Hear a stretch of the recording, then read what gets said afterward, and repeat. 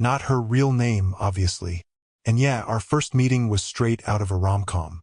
I was running on barely 2 hours of sleep after a massive deployment the night before, so I was basically a zombie.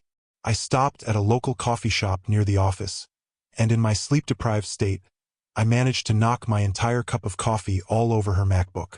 I felt like a complete idiot, but instead of flipping out, she actually laughed it off. I ended up buying her a new one, completely ethaned out my credit card, but hey, it was worth it. One thing led to another and we started dating.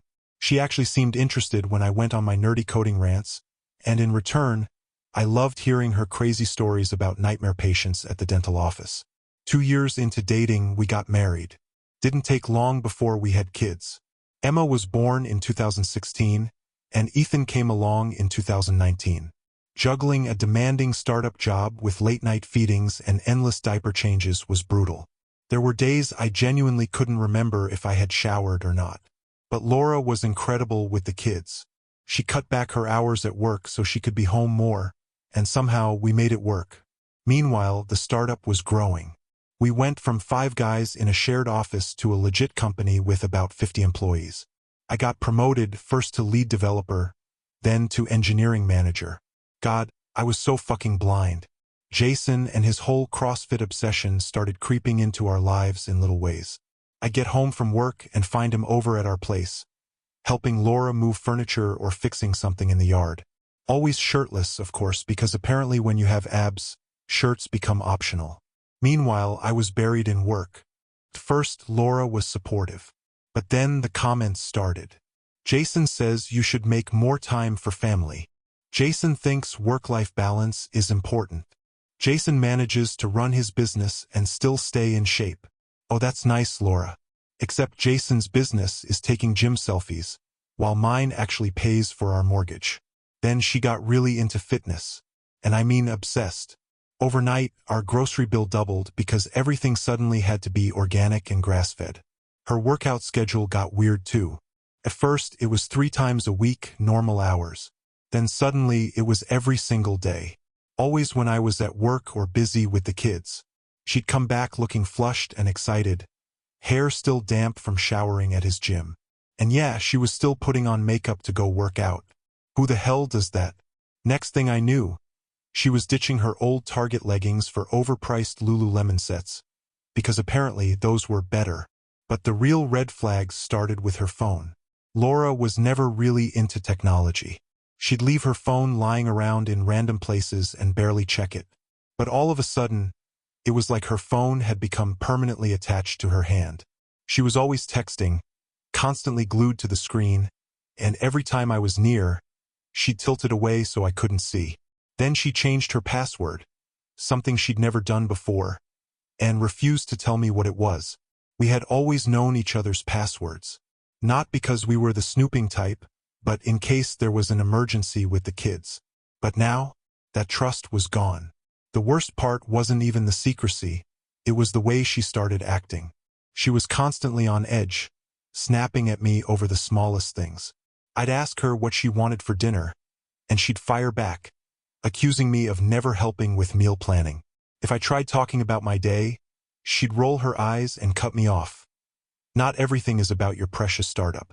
It was like she had turned into a completely different person overnight. One afternoon, I was playing outside with Ethan when I happened to glance over at Jason's garage gym. Through the window, I saw him spotting Laura during some kind of workout. And when I say spotting, I mean he was practically pressed up against her, hands all over her, supposedly helping with her form. Ethan waved toward them and grinned. Mommy and Jason are best friends. Yeah, kid. I bet they are. That was my breaking point. I finally tried to talk to Laura about it, told her I wasn't comfortable with how much time she was spending over there. Big mistake. She completely lost it, screaming about how I was being jealous and controlling, how I was trying to isolate her from her friends, how I was never home anyway, so why did it even matter? Then, out of nowhere, she started picking fights about money. The startup wasn't exactly rolling in cash. We were still in the growth phase, but we were doing fine. We had a comfortable life. But suddenly, nothing was enough. She wanted to redo the entire kitchen. Said she needed a new car. insisted Emma had to go to some overpriced private school.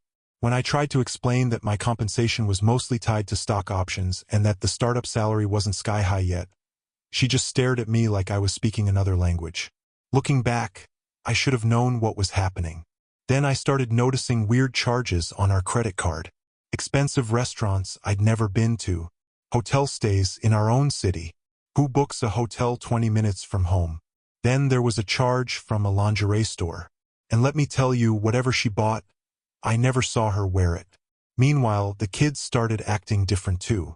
Emma, who was always a bubbly, talkative kid, had gone quiet. Ethan had turned clingy, throwing fits whenever I left for work. One night, I caught him whispering to his stuffed animals. Mommy and Jason are having a sleepover while Daddy works. That one hit me like a sledgehammer. Then came the night everything fell apart. We had a major deployment at work, but it got delayed at the last minute, so I headed home earlier than usual. When I pulled into the driveway, the house was dark, but Laura's car was right there. I could hear music playing from Jason's garage. First, I thought maybe this was my chance to talk things out. Maybe I could go over there, clear the air, have a conversation like grown adults. Yeah, that's not what happened. I won't get into the details, but let's just say Laura's workout routine had nothing to do with fitness. Rachel, Jason's wife, was working late at the law firm, like always. I didn't confront them, not right then. Instead, I pulled out my phone, recorded everything, and went back to my car. I sat there for an hour, just staring at the steering wheel, trying to process what the hell I had just seen. The next day, I called in sick and met with a lawyer. He told me to play it cool, act normal, gather evidence. Whatever I did, I couldn't let them know I knew. That week was the hardest of my life, pretending everything was fine when I knew damn well what was happening right next door. But I had the video, saved it in 6 different places. I was ready. I had planned everything out. I was going to confront Laura that weekend when my parents could take the kids. The divorce papers were prepared, all the evidence documented. It was going to be clean, precise. But Laura and Jason beat me to it. It was a regular Tuesday. I was buried in code reviews when my team lead pinged me. HR needed to see me. It was odd, but not unheard of, especially with all the talks about Amazon potentially acquiring us. I walked in expecting some standard corporate nonsense. Instead, I saw 2 cops waiting for me. My stomach dropped. Laura had gone to the police that morning, claiming I had beaten her during an argument about money. Said I had lost control when she confronted me about working too much. She even had photos, bruises on her arms and face. Before I even had time to react, the cops slapped handcuffs on me. Right there, in the middle of my office, in front of everyone. Most humiliating moment of my life. They threw me in a holding cell, and I spent 48 hours in jail before my brother could post bail. Lost my phone. No access to my work laptop, company policy when someone gets arrested. And to top it all off, couldn't even go home. Laura had filed an emergency restraining order against me. I ended up crashing on my brother's couch, wearing an ankle monitor like some kind of criminal. The company put me on administrative leave, which was just a polite way of saying, we're firing you, but we'll wait for the PR nightmare to die down first. 15 years of a spotless record. Never even had a damn parking ticket, and overnight, I was branded a domestic abuser. My face was all over the local news. Local tech executive arrested for domestic violence. Yeah, that really helped with job prospects. But here's the part that still makes my blood boil. Laura and Jason had been planning this for weeks. I found out later that they had been keeping records of every argument we had, twisting normal conversations into some fake history of abuse. Anytime Laura bumped into something and got a bruise, they documented it. She's always been ridiculously clumsy. But now, those random bruises were evidence. And they didn't stop there. Somehow, they got some of the other neighborhood moms involved. Women who had been at BBQs in my backyard, whose kids had played in my house, suddenly decided they'd always suspected I was abusive. They wrote statements, said they'd heard arguing coming from our house. Yeah, because Laura was always yelling about CrossFit at 6 in the damn morning. One even claimed she saw me aggressively grab Laura's arm while unloading groceries. What actually happened? Laura had sprained her wrist doing whatever with Jason, and I was just helping her carry the bags. But the worst part? CPS got involved. Laura was granted emergency custody of the kids. I went from seeing my children every single day to being allowed 2-hour supervised visits in some depressing government office. You ever have to sit across from your own kids while a social worker takes notes on every interaction? It's fucking soul-crushing. I had to cash out some of my stock options just to afford a lawyer. Thankfully, company bylaws allowed me to keep the rest since I had been there for over 5 years. Small mercies, I guess. I ended up moving into this miserable little studio apartment near my brother's place. Because between legal fees and child support, that's all I could afford. Emma wouldn't even look at me during visits. Found out later Laura had told her I was sick in the head and needed to get better before I could come home. Ethan would just cry and ask why I didn't love them anymore. Try explaining domestic violence allegations to a 5-year-old. Actually, don't, because it's fucking impossible. Most of my friends disappeared. Funny how people vanish when you get accused of something like this. The few who stuck around were mostly co-workers, the ones who had seen firsthand how much I sacrificed for my family. They knew the truth, but with all the legal chaos, there wasn't much they could do. Meanwhile, Jason and Laura weren't even trying to keep things quiet. Jason moved out of his house after Rachel found out about everything. And just like that, he and Laura were suddenly public. Posting gym selfies together, going out to fancy restaurants, living their perfect little love story, funded by my child support payments. I had to start driving Uber on weekends just to survive. Went from leading engineering teams to chauffeuring drunk college kids at 2 a.m. And the irony? Some of my passengers were interns from my old company. Try keeping your composure when some 22-year-old is raving about the amazing project you got fired from. Now, remember those stock options I mentioned? The ones I had to partially cash out for legal fees? Yeah. This is where things get wild. But first, let me paint a picture of rock bottom. I was living in a 400-square-foot studio apartment that reeked of whatever the previous tenant's 50 cats had left behind, working 2 jobs. During the day, I was a junior dev at some soul-sucking corporate job, the only place that would hire me with the DV charges hanging over my head. At night, I drove Uber just to keep up with bills and child support. Most nights, dinner was either ramen or peanut butter sandwiches. And while all this was happening, I was still holding on to about 200,000 shares of my old company's stock. Couldn't sell them yet due to lockup restrictions. The startup was doing okay. Not great, not terrible, just surviving. We had built a security tool that helped companies manage their cloud infrastructure. Nothing flashy. Then Log4j happened.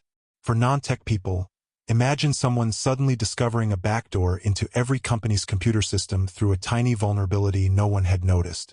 That was Log4j. And guess whose software was really good at finding and fixing that hole? Right place, right time. One random Tuesday, I picked up my phone between Uber rides and saw I had over 50 missed calls. The startup was getting acquired by AWS.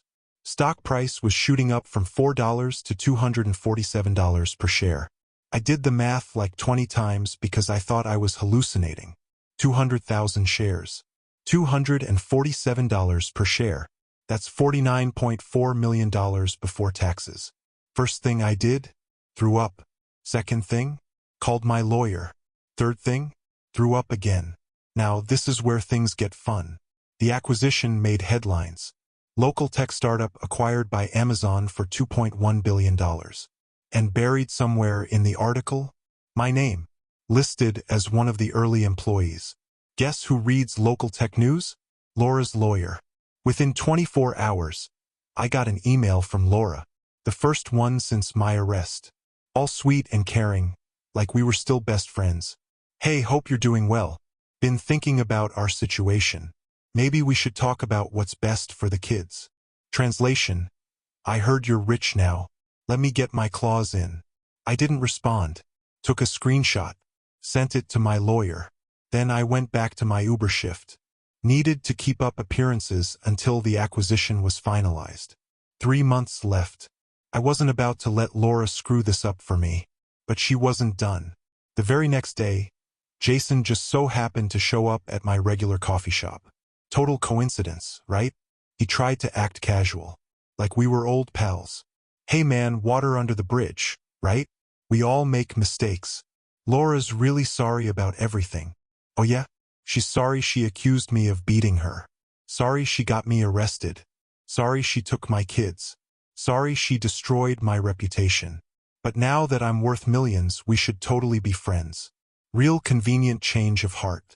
I kept driving Uber right up until the acquisition officially closed. You should have seen the looks on my passengers' faces when they recognized me from the news articles. Wait, aren't you that guy who? Yep, that's me. Your millionaire Uber driver. The day the money hit my account was unreal. After taxes and fees, I ended up with about $28 million. First thing I did? Bought a modest 3-bedroom house in a gated community. Nothing flashy, just something safe close to the kids' school. Set up trust funds for Emma and Ethan. $2 million each. Locked until they turned 25. Started a small software consulting business, mostly just to stay busy and have a legit source of income beyond the AWS buyout. Brought in a few of my old coworkers who had stood by me. Then Laura made her move.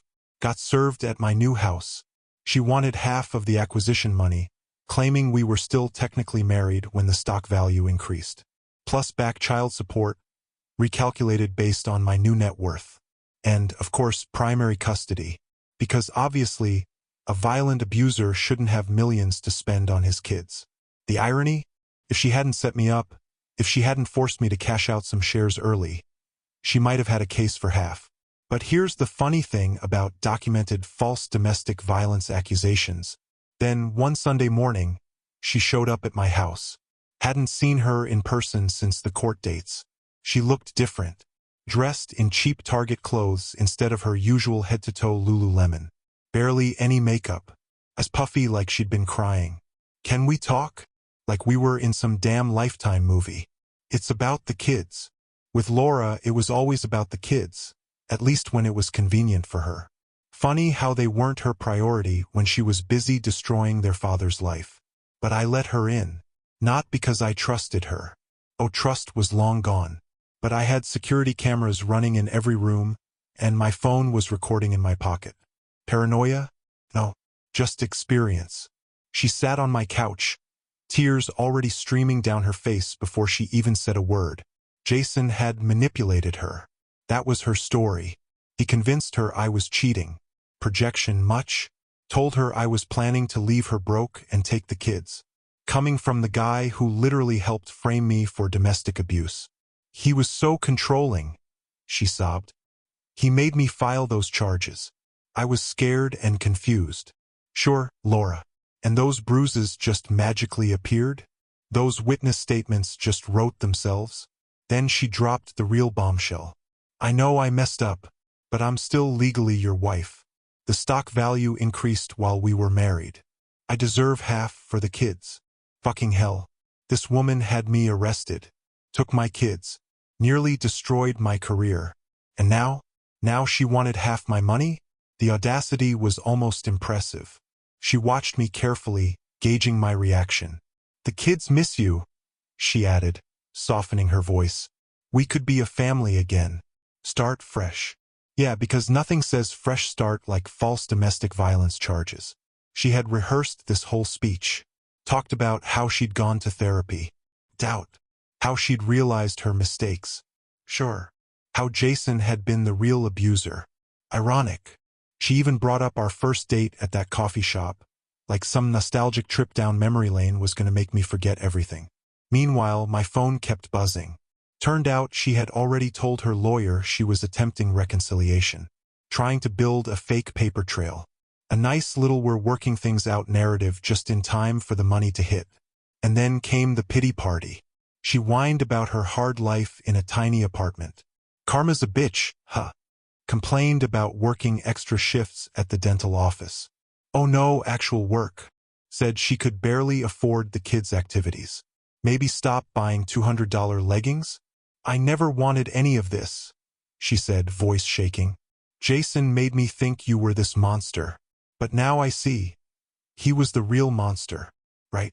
Because Jason forced her to 1. Cheat on me for months. 2. Plan an elaborate abuse accusation. 3. Have me arrested at work. 4. Take my kids away. 5. Spend my child support money on gym gear. 6. Lie to everyone we knew. Totally Jason's fault. And then, the final play. She pulled out her phone. Showed me pictures of the kids. Recent ones I hadn't seen because, restricted access. Emma at her dance recital. Ethan playing soccer. Moments I'd missed. They need their dad, she said softly. We can fix this. Translation. I'm broke. You're rich. Let's pretend I didn't completely destroy your life. And then she dropped the real threat. I've talked to my lawyer, she said, carefully watching my reaction. If we can't work this out, well, I have rights. The stock value increased while we were married. And with your history of domestic violence. There it was. The threat behind the tears. Classic Laura. I let her finish her performance. Even handed her a tissue, one of the cheap, rough ones, not the fancy soft kind. Then I said, I'll have my lawyer contact yours. And I showed her the door. The second she was gone, I called my lawyer. Turns out Laura had been busy. She had already filed for emergency spousal support, claiming she was entitled to a chunk of the acquisition money. She was also trying to modify the custody agreement, arguing that my new wealth made me a flight risk. Even better, she had reached out to some of my old coworkers, fishing for dirt. And the real comedy?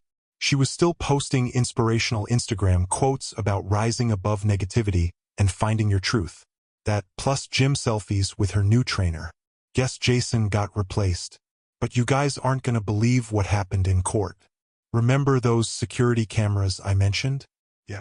They're about to become very important. The court date was last month. Laura showed up looking like she had raided a Salvation Army. Plain dress, no makeup, hair in a messy bun. Real struggling single mom vibes. And she brought the kids with her. Against court orders, by the way. Sat them in the front row like props in her little show. Her lawyer went first. Dude was wearing a suit that probably cost more than my first car. He started spinning this beautiful narrative Laura, the devoted wife, who had sacrificed her career to support her husband's tech dreams. The emotional backbone behind my success. She deserved half the money because, apparently, her support had been crucial to the company's growth. Yeah. Nothing says I believe in you like false domestic violence charges. Then they brought up the DV allegations again. Tried painting me as some volatile tech bro who got lucky with stocks and was now a flight risk. Even had the balls to argue that I was more dangerous now that I had unlimited resources. Meanwhile, my lawyer Brian, absolute legend, just sat there taking notes, looking bored. Laura kept sneaking glances at me, probably wondering why I wasn't panicking. Then it was our turn. Brian stood up, straightened his tie, and said, Your Honor, before we begin our defense, I'd like to present some new evidence that's recently come to light. And then, cue the security footage. See, Laura's little reconciliation act wasn't a one-time visit. She had been coming by almost every day when I was at the office, trying to get in. And guess who was with her half the time? Jason. The cameras caught everything. Laura and Jason sitting in his car outside my house, rehearsing her emotional speech. Laura planting fake evidence in my mailbox. Letters she had written to herself about being afraid of me, dated before the DV charges. Even caught them laughing about how easy it would be to take half my money. But wait, it gets better. Remember those bruises she used as proof of my abuse? Turns out, my Ring doorbell caught her and Jason staging them. Game over. Back when Laura and Jason were still neighbors, the security footage captured everything. The video showed them using makeup to create fake bruises, posing for staged photos, even practicing her terrified wife act. And the judge's face while watching? Absolutely priceless. Laura looked like she was about to throw up. Jason, who had been subpoenaed to testify, kept shifting in his seat, glancing toward the door like he was desperate to leave. But the bailiff made sure he stayed put. And then Brian, my lawyer, dropped the nuclear bomb.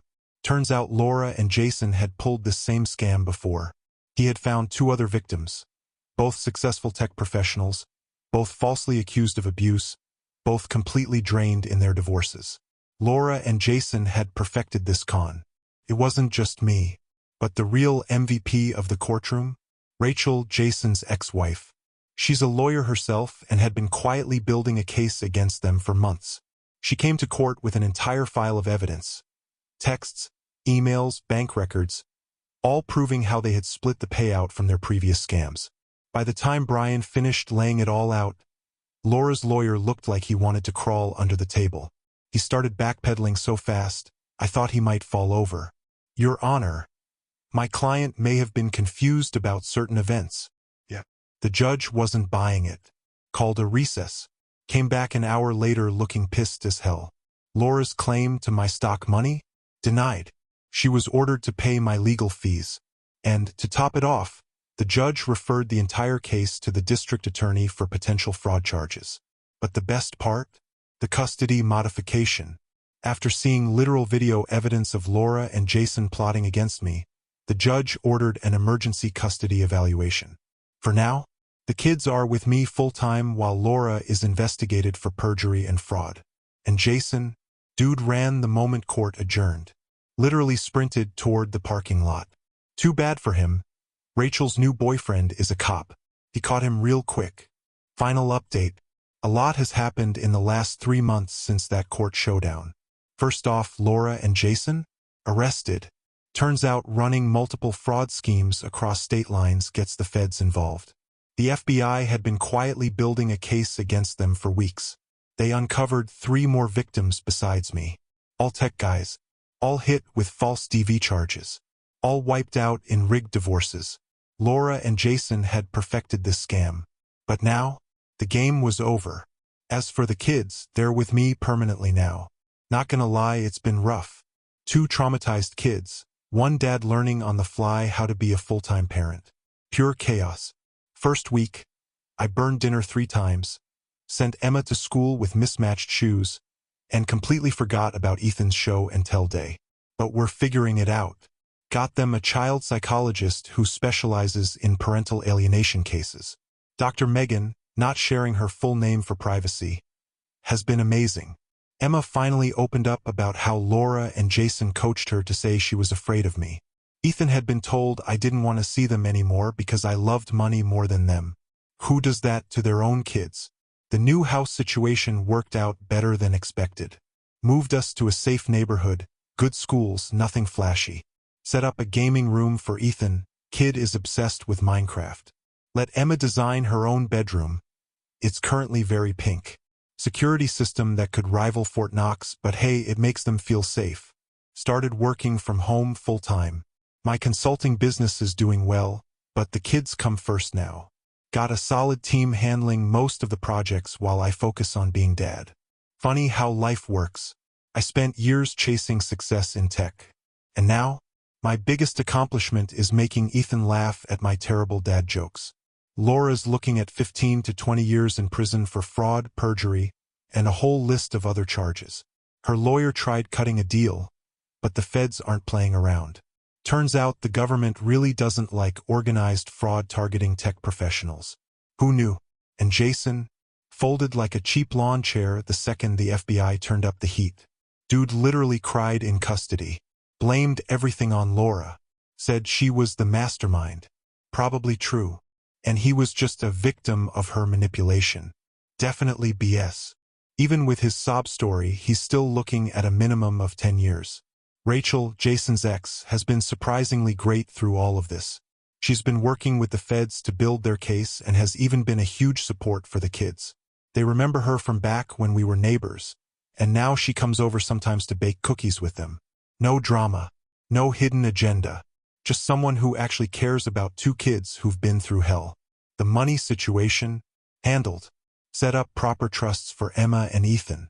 Invested in boring but stable assets. Shout out to my financial advisor.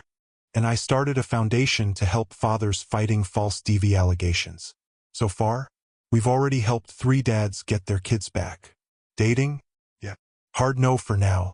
Trust issues aside, I'm not bringing anyone new into my kids' lives until they're ready.